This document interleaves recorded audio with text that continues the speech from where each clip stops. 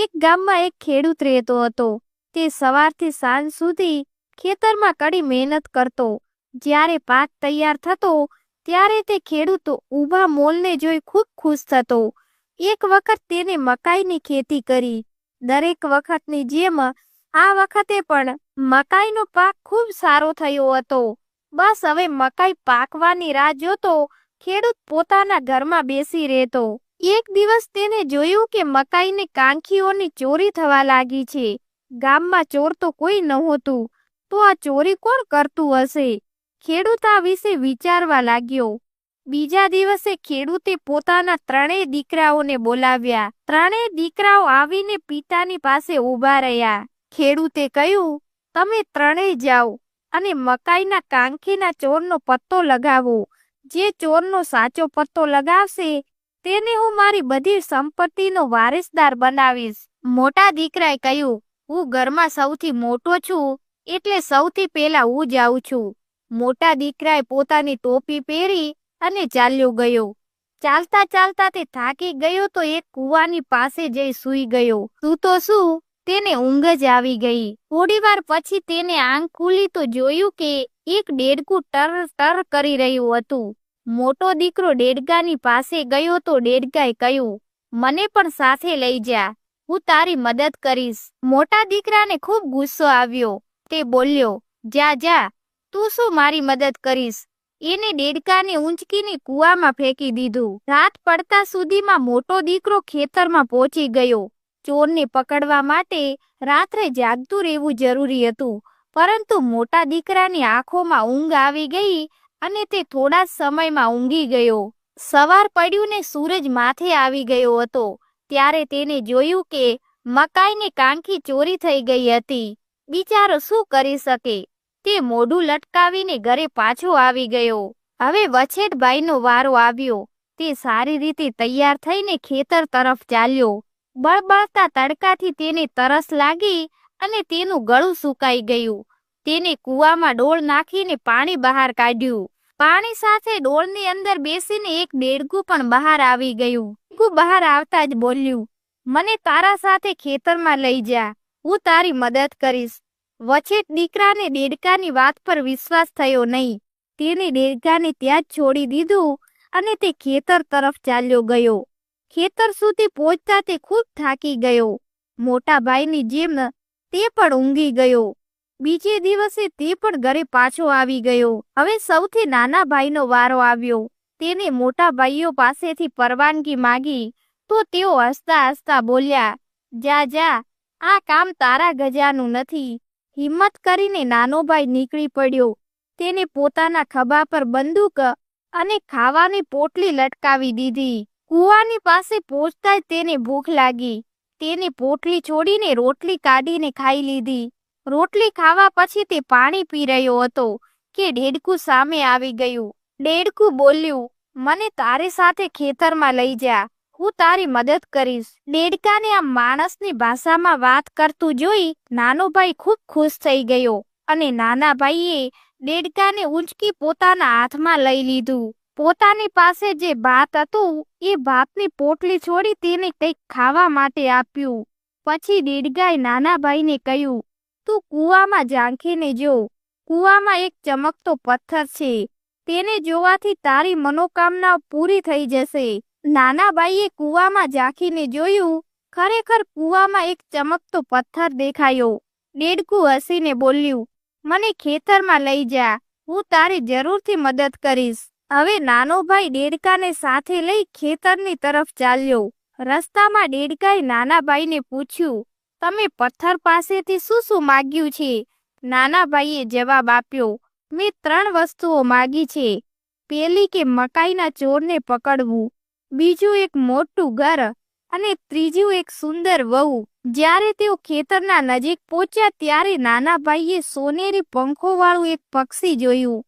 એ પંખી મકાઈ ખાઈ રહ્યું હતું. નાના ભાઈએ બંદૂકનો નિશાનો લગાવી રહ્યો હતો ત્યારે દેડકાએ તેને રોકી લીધો. તેને કહ્યું, હમણાં ઊભો રે, એને મારીશ નહીં. નાનો ભાઈ ઊભો રહ્યો અને પંખી મકાઈ ખાઈને ઉડી ગયું. થોડી વારમાં તે ગાવા લાગ્યું. નાના ભાઈએ તેનું ગીત સાંભળ્યું અને તે ચોંકી ગયો. પંખી ગીત ગાતા કહી રહ્યું હતું, હું પંખી નથી, હું એક છોકરી હતી. જાદુગરના શ્રાપથી હું પંખી બની ગઈ હતી. ગીત પૂરું થતાં દેડકાએ નાના ભાઈને કહ્યું, આ છે એક સુંદર વહુ. હવે દેડકું પણ ગાવા લાગ્યું. જ્યારે તે ગીત ગાવા લાગ્યું ત્યારે પંખીની સોનેરી પાંખો એક એક કરીને ખરવા લાગી. થોડી જ વારમાં તે એક સુંદર છોકરીમાં બદલાઈ ગઈ. છોકરીએ નાના ભાઈને કહ્યું, હું જ મકાઈ ખાઈ રહી હતી, હવે મને શ્રાપમાંથી મુક્તિ મળી છે. નાના ભાઈએ છોકરીનો હાથ પકડ્યો અને એની સાથે પોતાના ઘર તરફ ચાલી નીકળ્યો. પોતાના ઘરની પાસે જ્યારે નાનો ભાઈ પહોંચ્યો તો એના આશ્ચર્યની કોઈ સીમા ન રહી. તેનું નાનકડું ઘર હવે એક આલીશાન મહેલમાં બદલી ચૂક્યું હતું. એનો મોટો ભાઈ ઘરની બહાર જ ઊભો હતો.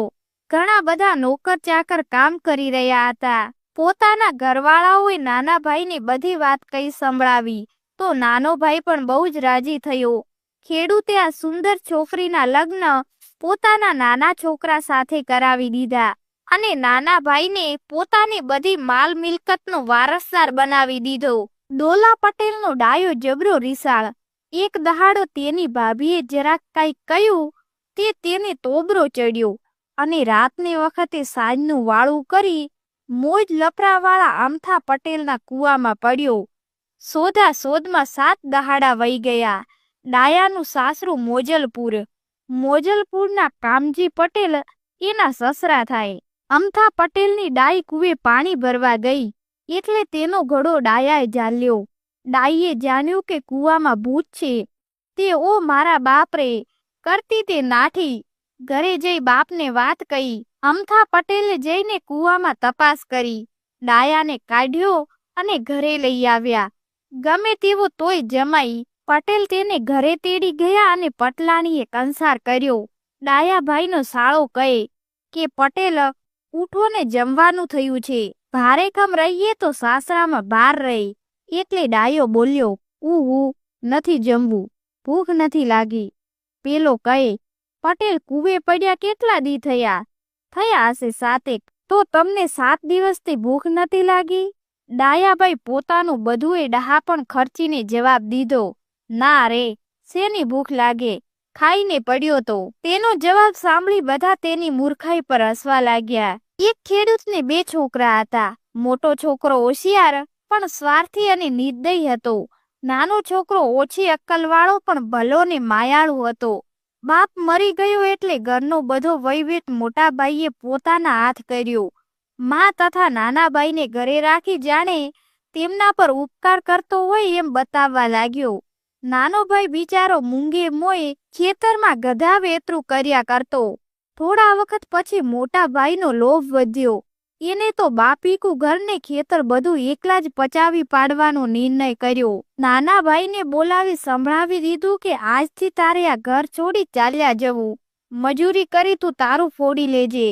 આ શબ્દોથી નાના ભાઈને બહુ જ દુઃખ લાગ્યું. જે થોડું ઘણું પોતાનું હતું તે લઈ માની રજા લેવા ગયો. માથી આ અન્યાય સહન થયો નહીં. તારો ભાઈ આવો નિર્દય છે તો મારે પણ એના ઘરમાં રહેવું નથી. હું પણ તારી સાથે આવું છું. એમ કહી માં પણ નાના છોકરા સાથે જવા તૈયાર થઈ. ગામ બહાર નીકળી ચાલતા ચાલતા સાંજ પડી ત્યારે એક મોટા ગામને પાદરે ડુંગરની તળેટીમાં એક ખાલી ઝૂંપડી પડી હતી. ત્યાં બંને જણ આવી પહોંચ્યા ને રાતવાસો ત્યાં જ કર્યો. સવારના પહોરમાં છોકરો વહેલો ઉઠ્યો ને જંગલમાં લાકડા કાપવા ગયો. સાંજ પડતા પેલા પુષ્કળ લાકડા કાપ્યા ને એક મોટો બારો બાંધી પાસેના ગામમાં વેચવા ગયો. વેચાણના સારા પૈસા ઉગ્યા તે લઈ ખુશ થતો તે મા પાસે આવી ગયો અને કહ્યું, ભવિષ્યને માટે હવે ચિંતા ન કરીશ. આકડા કાપી આપણે સારી રીતે ગુજરાન કરી શકીશું. બીજે દિવસે તે કુલ્હાડી ખભે નાખી લાકડા કાપવા નીકળ્યો અને સારા લાકડાની શોધમાં જરા આગળ નીકળી ગયો. ત્યાં તેને જંગલના એક ખૂણામાં પથ્થરમાંથી કોતરેલો એક મોટો સિંહ જોયો. એને વિચાર્યું કે જરૂર આ જંગલના દેવીની મૂર્તિ હશે. કાલે એને જરૂર કંઈક ભેટ ધરાવીશ એટલે મારું નસીબ આવી જ રીતે હંમેશા જોર કરે. લાકડા વેચી જે પૈસા મળ્યા તેમાંથી તે થોડુંક ઘી તથા દીવો કરવા સારું રૂ અને 2 કોડિયા લઈ આવ્યો. બીજે દિવસે જંગલમાં જઈ એને તો સિંહની મૂર્તિ આગળ 2 કોડિયામાં દીવો કર્યો અને નમસ્કાર કરી પ્રાર્થના કરી કે મારું સૌભાગ્ય કાયમ રહે અને લાકડા વેચી હું હંમેશા આવા પૈસા પેદા કરું. છોકરો આવી પ્રાર્થના કરતો હતો ત્યાં તો સિંહે મોં ઉગાડ્યું. એ જોઈને છોકરો તો બિચારો સ્તબ્ધ થઈ ગયો. સિંહે ગળામાંથી ખોખરો અવાજ કાઢીને પૂછ્યું, તું અહીં શું કરે છે આ જંગલમાં? છોકરાએ કહ્યું, મારા મોટા ભાઈએ મને ઘરમાંથી કાઢી મૂક્યો એટલે મારી મા સાથે હું આ જંગલમાં રહું છું. લાકડા કાપી તે વેચી પેટ ભરું છું. તમને આ વનના દેવતા જાણી મારા સારા નસીબ માટે ઉપકાર માનવા આવ્યો છું. ઠીક, સિંહ બોલ્યો, આવતીકાલે એક મોટી ડોલ લાવજે. તારે જોઈએ તેટલા પૈસા હું તને આપીશ. છોકરાએ તો સિંહનો ઘણો જ ઉપકાર માન્યો. પછી લાકડાનો ભારો શહેરમાં લઈ જઈ વેચ્યો તો ખૂબ પૈસા મળ્યા. તેમાંથી એને એક મોટી બાલટી ખરીદી. બીજે દિવસે સવારે બાલટી લઈ તે પથ્થરના સિંહ આગળ ગયો ને મૂર્તિને પ્રણામ કર્યા. હવે હું કહું તે પ્રમાણે કર. સિંહે કહ્યું, બાલટી મારા મોં નીચે રાખ એટલે મારા મોંમાંથી સોનાના સિક્કા પડશે.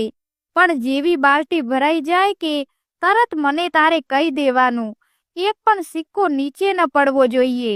છોકરાએ તો સિંહના કયા પ્રમાણે બાલટી બરોબર તેના મોં નીચે ધરી એટલે સોનાના સિક્કાનો ધોધ પડવા માંડ્યો. જેવી ડોલ ભરાવા આવી કે તરત જ છોકરાએ સિંહને ખબર કરીને એકદમ ધોધ અટક્યો. આ કિંમતી ભેટ માટે છોકરાએ સિંહનો ખૂબ ઉપકાર માન્યો અને ખુશ થતો માને વધામણી આપવા દોડ્યો. પેલા તો આટલી બધી દોલત જોઈ માં જરા ગભરાઈ, પણ પછી બધી હકીકત જાણી ત્યારે એના આનંદનો પાર ન રહ્યો. બીજે દિવસે છોકરાએ પાડોશીનું એક મોટું ખેતર ખરીદ્યું.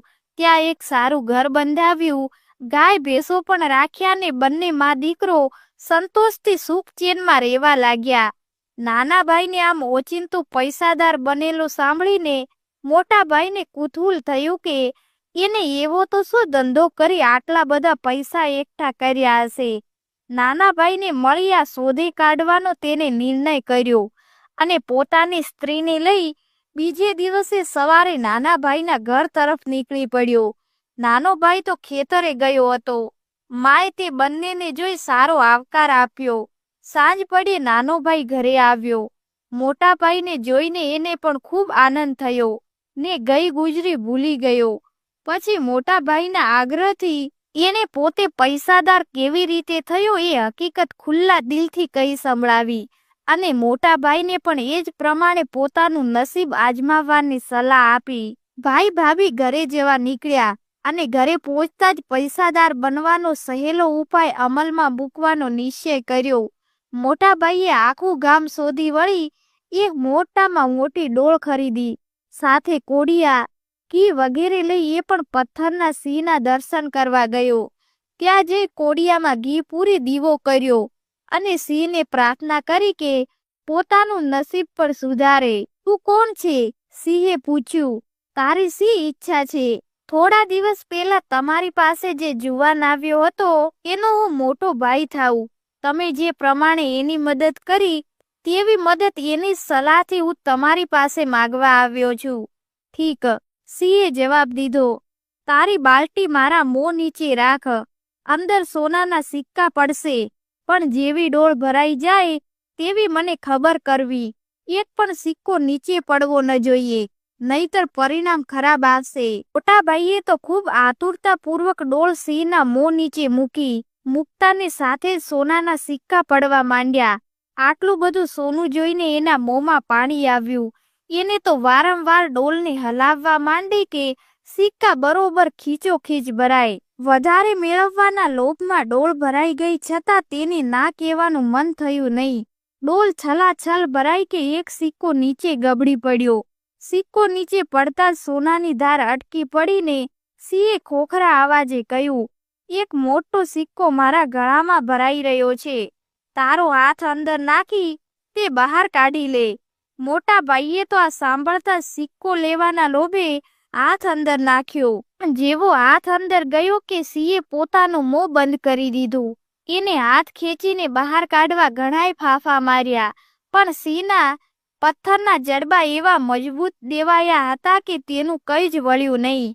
પેલાય ઘણીએ આજીજી કરી, પ્રાર્થના કરી, પણ સિંહે તો પથ્થરની મૂર્તિ જ બની ગયો હતો. એટલે સાંભળે શું કામ?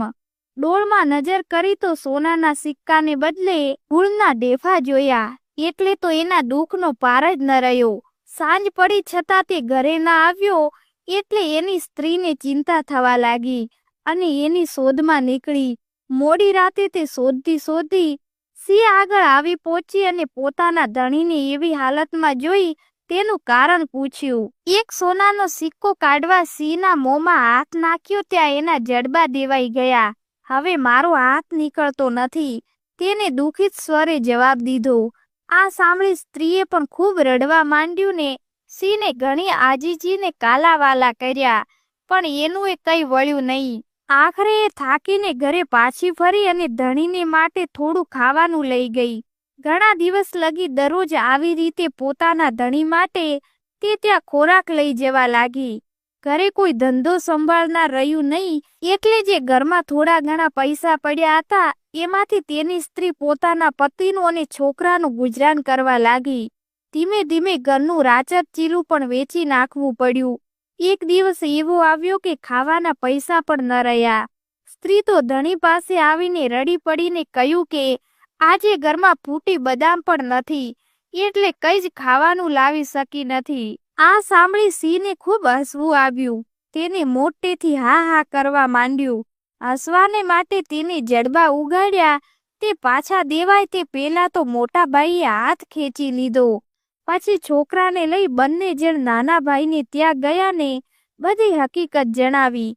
નાના ભાઈએ મોટા ભાઈને લોભ કરવા માટે ઠપકો આપ્યો અને દયા લાવી પાડોશમાં એક ખેતર ખરીદવા જેટલા પૈસા આપ્યા. મોટો ભાઈ સહકુટુંબ ત્યાં સાધારણ સ્થિતિમાં રહેવા લાગ્યો. નાનો ભાઈ દિવસે ને દિવસે વધારે ને વધારે ધનવાન બનતો ગયો અને ખાઈ પીને મજા કરી. એક ગામમાં બે પાડોશીઓ રહેતા હતા. બેમાંથી કુબેર પૈસાદાર પણ ઘણો જ મગરૂબ, ગુમાનીને કંજૂસ હતો, જ્યારે બીજો શંભુ ગરીબ છતાં દયાળુ ને ઉદાર દિલનો હતો. એક વખત શંભુના ઘરમાં કોઈ ચકલા ચકલીએ માળો બાંધ્યો હતો. એક દિવસ ચકલો ચકલી ખાવાની શોધમાં બહાર ગયા હતા. ત્યાં ચકલીનું એક બચ્ચું માળામાંથી પડી ગયું ને એનો પગ ભાંગી ગયો.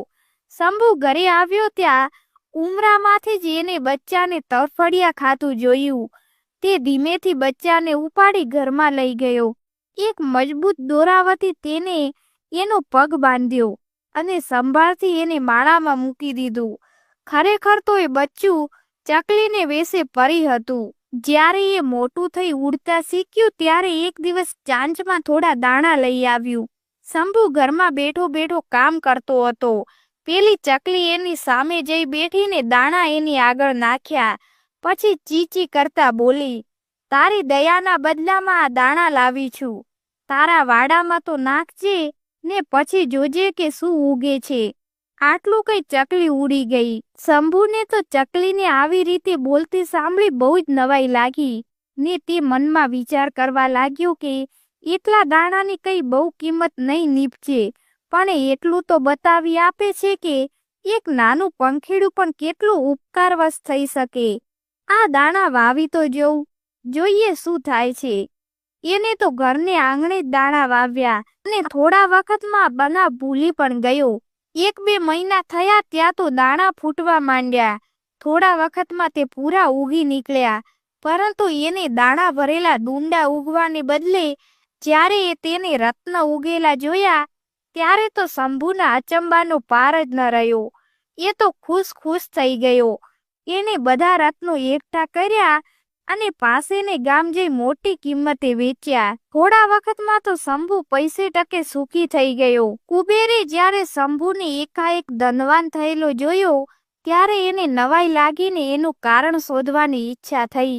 શંભુને પૂછતા એને તો જે હકીકત બની હતી તે કહી. બન્યું એવું કે તે વખતે કુબેરને ત્યાં પણ ચકલીએ માળો બાંધ્યો હતો. ચકલો ચકલી જ્યારે ચણ શોધવા ગયા ત્યારે કુબેરે નીસરણી પર ચડી ચકલીના એક બચ્ચાને માળામાંથી નીચે ફેંકી દીધું. પછી નીચે ઉતરી એના પગને દોરી વતી બાંધી ફરીને માળામાં મૂકી આવ્યો. પણ મૂકતા પહેલા કહ્યું કે હું આશા રાખું છું કે આનો બદલો મને મળશે. એ ચકલી જ્યારે મોટી થઈ ત્યારે એક દિવસ ઉડતી ઉડતી કુબેરની સામે આવીને બેઠી અને ચીચી કરીને એને થોડા દાણા ચાંચમાંથી વેર્યા ને બોલી, તારી દયાના બદલામાં આ દાણા લાવી છું. તારા બાગમાં ઉગાડજે અને પછી જોજે કે શું ઉગે છે. કુબેર તો આ સાંભળી ખૂબ ખુશ થઈ ગયો અને મનમાં વિચારવા લાગ્યો કે થોડા વખતમાં મને પણ સુંદર રત્નો મળશે. એણે તો બાગમાં ખૂબ કાળજીથી એક ક્યારો બનાવ્યો અને સારી રીતે ખાતર નાખી કરી પેલા દાણા વાવ્યા. રોજ સવારે વહેલો ઉઠી તે છોડ જોવા જાય. છોડ વધતો જાય તેમ એની કાળજી ખૂબ રાખે. દાણા તો ફૂટ્યા અને ઝડપથી ઉગવા માંડ્યા. એક દિવસ સવારે જઈને જુએ તો રત્નોને બદલે ક્યારામાં એને એક ભયંકર આકૃતિના પુરુષને જોયો. એની બગલમાં હિસાબના ચોપડા હતા. કુબેર તો ખૂબ ગભરાઈ ગયો ને પેલા પુરુષને પૂછ્યું, તું કોણ છે? ગઈ જન્મારે તે મારું પુષ્કળ દેવું કર્યું હતું. આજે તારી પાસેથી લેણું વસૂલ કરવા હું આવ્યો છું. એમ કઈ પેલા પુરુષે તો કુબેરની બધી માલ મિલકત જપ્ત કરી લીધી ને કુબેર પૈસાદાર મટી ગરીબ બની ગયો. એક દિવસ શંભુ બહાર ગામ જવાનો હતો. એને એક સોના મોહરની કોથળી કુબેરને સાચવવા આપીને કહ્યું, હું આવું ત્યાં લગી આ સંભાળજે. કુબેર લોભી તો હતો જ, તેમાં ગરીબાઈએ વધારે બનાવ્યો. એને તો કોથળીમાં કાણું પાડી બધી સોના મોહરો કાઢી લીધી અને અંદર કાંકરા ભરી બરોબર સીવી લીધી. જ્યારે શંભુ પાછો ફર્યો ત્યારે એને કોથળી માગી. કુબેરે તો કોથળી લાવી આપી, પણ શંભુ જેવો ઉગાડીને જોવા જાય તો અંદર કાંકરા. આમ કેમ? મેં તો તને સોના મોહરથી ભરેલી થેલી આપી હતી ને. કુબેર તો જાણે નવાઈ પામ્યો હોય એવું મોં કરીને બોલ્યો, મિત્ર, સોના મોહરના કાંકરા બની ગયા. સોના મોહરના કાંકરા બની ગયા. શંભુને લાગ્યું કે વધારે કહેવામાં ફાયદો નથી. એ તો કોથળી લઈને મૂંગો ઘરે ગયો ને થોડા વખતમાં જાણે કંઈ બન્યું જ નથી એમ વાત ભૂલાઈ ગઈ. થોડા દિવસ પછી કુબેરને જ બહાર ગામ જવાનું થયું. તે પોતાના નાના છોકરાને શંભુને સોંપી મુસાફરીએ નીકળ્યો. શંભુએ એક વાંદરાનું બચ્ચું પાળ્યું ને એને બોલતા શીખવ્યું કે બાપા હું તો વાંદરો બની ગયો. બાપા હું તો વાંદરો બની ગયો. કુબેર જ્યારે પાછો આવ્યો ત્યારે શંભુની પાસેથી પોતાનો છોકરો માગ્યો. શંભુએ પેલો વાંદરો લાવી એના હાથમાં મૂક્યો. આ શું? મારો છોકરો ક્યાં? વાંદરાએ જવાબ આપ્યો, બાપા હું તો વાંદરો બની ગયો. બાપા હું તો વાંદરો બની ગયો. કુબેરે તો આથી ખૂબ જ ગુસ્સે થયો. તે શંભુ સાથે ખૂબ લડ્યો પણ કઈ વળ્યું નહીં. આખરે જ્યારે ચોરેલી સોના મોહરો પાછી આપી ત્યારે જ છોકરો મળ્યો.